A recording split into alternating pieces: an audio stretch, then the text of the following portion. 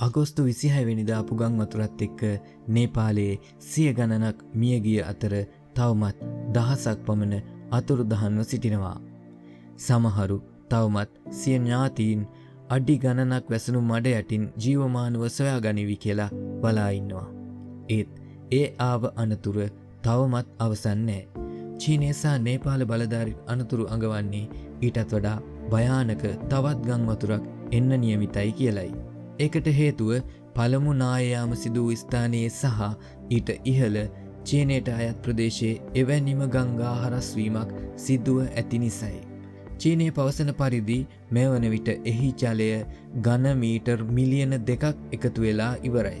ඒ ජලකඳ අපේ මහනුවර වැවේ ජල ප්‍රමාණයට සමානයි.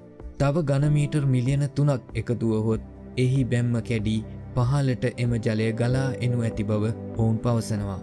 වැස්ස නොලැබුණහොත් එය සැප්තැම්බර් 1 වෙනිදා සිදුවීමට නියමිතයි. නමුත් වැස්ස ලැබුණොත් එය ඊටත් පෙර පහළට ගලා එනු ඇති. මේ ගම් වතුර 26 දින ගම් වතුරට වඩා ප්‍රබල වන බවද චීනය පවසනවා. මේ වන විට ගඟේ පහළ ගලවා ගැනීමේ කණ්ඩායම් වලටත් ආරක්ෂිත ස්ථානවලට යන්න කියලා අනතුරු අඟවලා තියෙනවා. පළමු ගම් වතුර ඇති වුණේ ග්ලැසියරයක් සහිත කන්දක් නාය ගොස් ගඟ හරස් වීමෙන්. මේ නාය කිලෝමීටර් 1.3ක් පමණ පහළට පැමිණ ඇති බවද පැවසෙනවා. එම නායයාමේ ප්‍රබලත්වය නිසා රිෂ්ඨ පරිමාණ 5.2ක භූකම්පනයක් ඇති වුණා.